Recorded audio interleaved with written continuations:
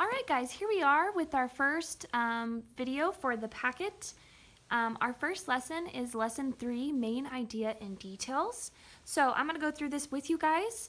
I'm going to read through all the directions and everything so that we know what's going on. So first here it says, imagine your friend asks you what you are reading. You say, it's a really creepy story about... You might not know it, but you are telling the main idea. The main idea of a reading passage is what the passage is mostly about. Sometimes the author puts the main idea in a sentence. Sometimes you have to figure it out on your own. Details are facts and descriptions that make a reading passage more interesting. Without details, reading would be very boring. Read the following paragraph from About Animals, published by World Book Childcraft International. You can always tell a turtle by its shell. A box turtle has a high, round shell that it can close up like a box. A map turtle has a wide, flat shell with bumpy edges. A soft-shelled turtle's shell looks like a green pancake. Find the sentence that tells what the paragraph is mostly about. Underline it. So in this passage, we need to find the sentence that tells what is this paragraph mostly about.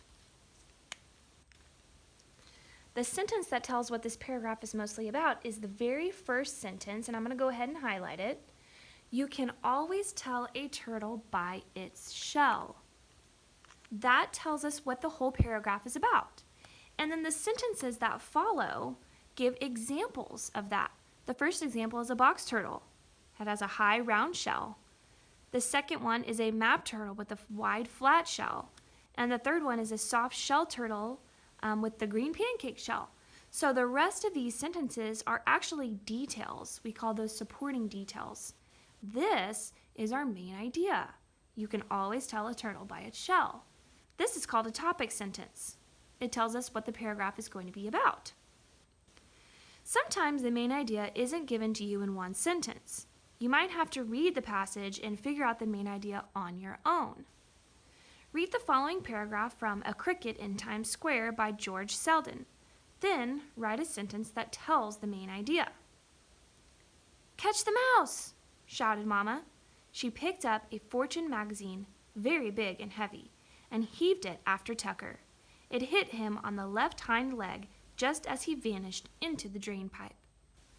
So this paragraph is from a story called A Cricket in Times Square by George Selden. And if you've never read the story, Tucker is actually the name of the mouse. So we have to think, what is the main idea of this paragraph? Now this is going to be a little different because it's a fiction passage. This was a non-fiction passage, meaning it's true, it's real, it's facts. It's a little easier sometimes to tell main idea in non-fiction passages. This is a fiction passage, which means it's a made-up story. So we have to think, okay, what is the main idea of the passage? Luckily for us, the main idea of the passage is again in the first sentence. Now, it does not always work that way with fiction passages. In fiction passages, there are not always topic sentences and supporting details, so it's a little different.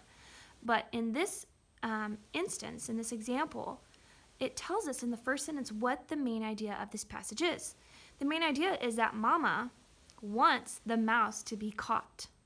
Okay? So I'm going to go ahead and write this. I'm going to make sure to write it in a complete sentence. So the main idea of the passage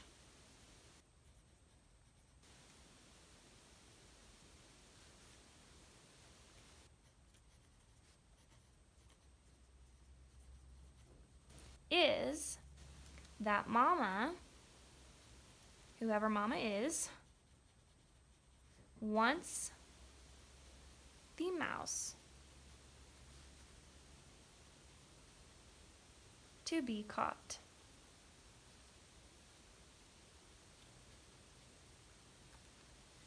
Okay, the main idea of the passage is that Mama wants the mouse to be caught. And there's the main idea. Again, it's a little different in a fiction passage than it is a non-fiction passage. If you need to pause it at any time, go ahead so that you can copy down the sentence. I'm going to go ahead and go on to the next passage. Tip number 1, read the whole passage first. Before you can be sure about the main idea, you must read the whole passage first. Sometimes an idea might seem important, but when you get to the next paragraph, you find the author has moved on to a new thought. When you finish reading the whole passage, then you'll be able to see what the main idea is. Each paragraph should have something to say about the main idea. That's why you need to read the whole passage to figure out the main idea. Tip 2. Look for the main idea at the beginning or end of a passage. If the passage has only one paragraph, the main idea can sometimes be found in the first or last sentence. If the passage has more than one paragraph, the main idea might introduce the topic in the first paragraph, or it might sum up the topic in the concluding or final paragraph. The main idea won't always be at the beginning or end of a passage, but these are good places to look for it. Tip 3. Find the details that support or explain the main idea. The most important details support the main idea or help to explain it. To understand which details are important, you first need to know the main idea of the passage. Let's start by looking at the following short passage about kazoos. The Story of the Kazoo by Jon Hamm. One of the easiest instruments to play is the kazoo. Simply place the wide end to your lips and hum. The humming causes a thin piece of film to shake. This shaking makes the buzzing sound of the kazoo. The kazoo is based on an old African instrument. People used kazoos to mask their voices. When Africans came to America, they made these instruments. They used them to play music. In the 1840s, an African American created the kazoo. His name was Alabama Vest. Vest drew the plans for the kazoo. Then a clockmaker made it from metal. The men showed it off at a state fair in 1852, and soon after, the instrument became widely used in the South. Emil Sorg, a traveling salesman, met Vest on one of his trips. He became interested in selling the kazoo. With a partner, Sorg opened a kazoo factory in 1914. It was called the American Kazoo Company. It sold kazoos around the country. It still makes kazoos today. Okay, number 3 says, what is the main idea of the passage? So again, we have to look at the passage. I'm going to go back here and look. The main idea of the passage. What is this passage mostly about?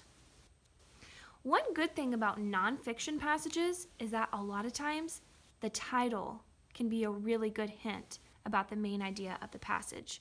So in this instance, the title is The Story of the Kazoo. That's a really big help in telling us what the main idea of this passage is. This passage is all about kazoos, right? It's about how they're an easy instrument to play, how you play them, and how they work, how it's based on an old African instrument, the man that created the kazoo, and then his partner, a traveling salesman, Emil Sorg. So as you can see, each one of these paragraphs is about a different part about the kazoo. So when I turn back over here, what is the main idea of this passage? Again, I want to make sure to write in complete sentences. The main idea of this passage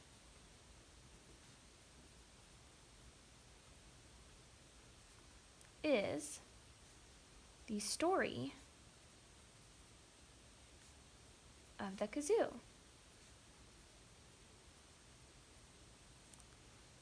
Okay, so the story of the kazoo is what the passage is mostly about. And then there are different details that support that story of the kazoo. The main idea of a reading passage is like the roof of a house. The main idea is supported by details in the passage, just as a roof is supported by walls. Walls that don't reach the ceiling can't support the roof.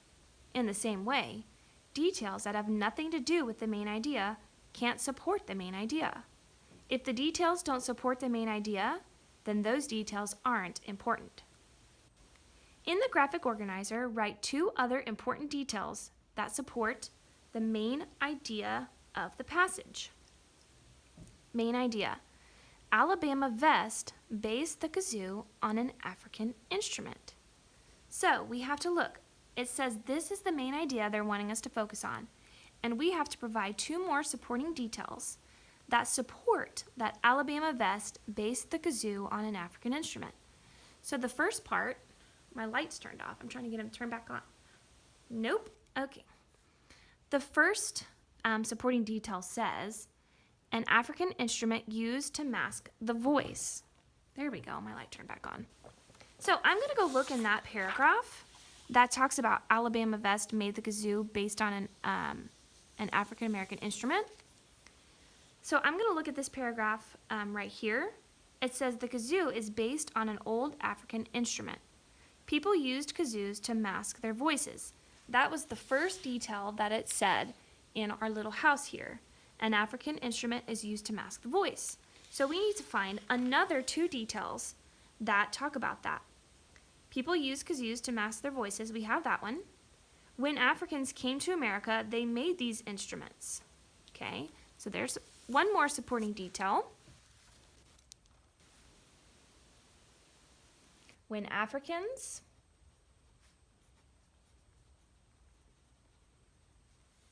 came to America,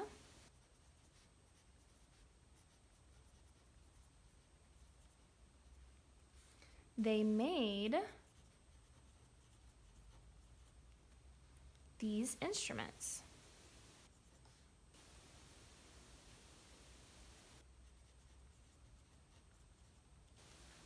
Okay, when Africans came to America, they made these instruments. Okay, another supporting detail we need to find, so let's look in that paragraph again, says they used them to play music. Okay, so again, there's another supporting detail in that paragraph. They used them. What are they talking about when they say them? The kazoo. They used the kazoo, I'm going to be a little more specific here, to play music. And there we are. We're done with our details that support the main idea. Again, if you need to pause the video to write that down, you can feel free to do that.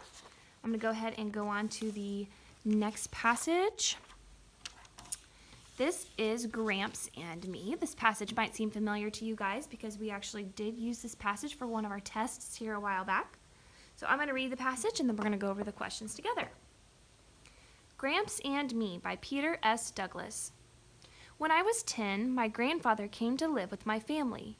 I'd never even seen him before. He was a stranger to me.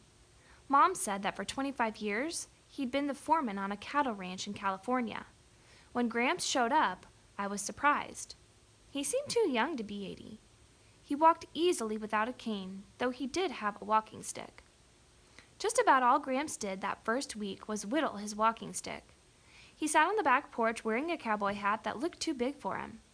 He took a knife out of his pocket and began to carve at the stick's handle. He silently whittled away the hours while a pile of curled wood chips grew beside him. One day after I got home from school, I found him rubbing his walking stick with a piece of fine sandpaper. "How's it going, Gramps?" I asked. "Not so bad, Toby," he said. His big hat hid his face, but I could see his fingers working. When he blew the sawdust away, I saw the head of a horse carved into his stick. "Wow," I said. "This is Paloma, the horse your grandmother and I had when we panned for gold." "You really panned for gold?" I asked. Gramps was starting to look different to me. His hat didn't seem so big anymore. I sat down next to him as he worked. "It was long before your time, Toby. Before your mother's, too," Gramps said. "Your Grandma Clara and I lived in an old canvas tent on the banks of a stream in the mountains. And no," he said, answering the unspoken question in my eyes. "We never did strike it rich, but Clara and I didn't mind. We made enough to get us to our next adventure." "I suppose you went hunting for lost gold mines," I said jokingly. "Now that's a whole other story," he said. Tip 4. List the important parts of the passage. If you can figure out what is important in the passage, you'll be able to state the main idea. On the following lines, write 3 important details of the story you just read. So on these 3 lines here, we're going to have to write important details of the story we just read. And I'm going to go ahead and read number 8 too so that we can make sure we're on the right track. Think about the important details of the story you just listed. Use them to write the story's main idea on the following lines. So, the important parts of the passage. We have to take a look at our passage and say, okay, what are the most important parts? The first part is that when he was 10 years old, his grandfather came to live with him. He'd never seen him before. He was a stranger, so he did not know him. That's an important part of the story because we need to know that he didn't know his grandfather. He was a stranger. So, write 3 important details of the story you just read. I'm going to write when Toby was 10.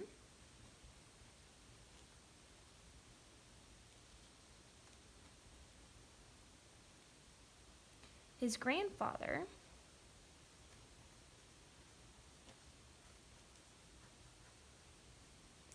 came to live with him and his family.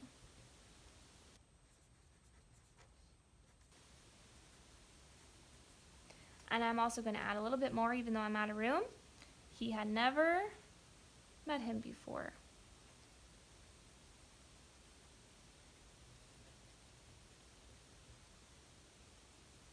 So that's a really important part of the story. Next thing, another important part of the story. Let's see. I think another important part of the story is that, let's see here. I think another important part of the story is that his grandpa's a little bit misunderstood by Toby. So Toby thinks his hat looks too big for him. He looks too young to be 80. So he's not really familiar with his grandfather, and he seems a little uncomfortable around his grandfather. He doesn't know him well. So another important part of the passage, I think, is that Toby doesn't seem comfortable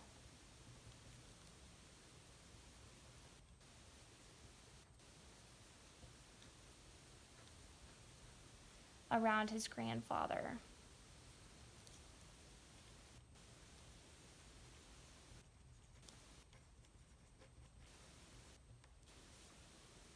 He thinks he looks too young. Oh, I'm out of room, of course. Young to be 80. And his hat looks too big. Okay? Toby doesn't seem comfortable around his grandfather. He thinks he looks too young to be 80, and his hat looks too big. Those are just 2 examples that show how he feels a little uncomfortable. He doesn't really know his grandfather. He hasn't gotten to know him yet, so that's an important part of the passage. And it's asking for one more important part of the passage, and I think an important part of the passage is when he starts to get to know his grandfather. So he goes up, and he starts talking to him, and his grandfather starts telling him his story of how he and his grandmother went and panned for gold. And it says, Gramps was starting to look different to me. His hat didn't seem so big anymore. I sat down next to him as he worked. So the next important part of the passage is Toby starts to get to know his grandfather.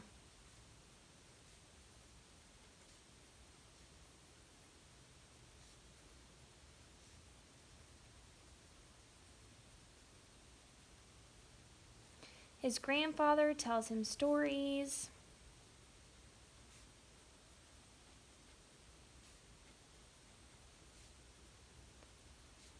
of when they panned for gold.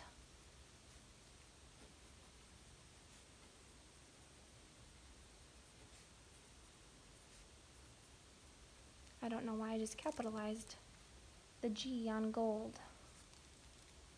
When they panned for gold. Okay, so those are our three important parts. First of all, when Toby was 10, his grandfather came to live with him and he was a stranger. Secondly, Toby doesn't seem comfortable around his grandfather. He thinks he looks too young, his hat's too big. And finally, Toby starts to get to know his grandfather. His grandfather tells him stories of when they panned for gold. Number 8, think about the important details of the story you just listed. Use them to write the story's main idea on the following lines. Now, we have to be careful because main idea is different than theme. The theme is the message, moral, or lesson of the story, while the main idea is what actually happened in the story. Okay, so again, I'm going to write in complete sentences. The main idea of the story is that Toby did not know his grandfather,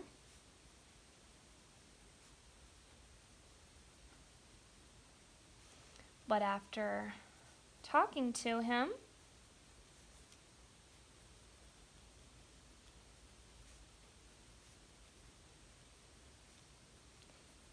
he starts to get to know him.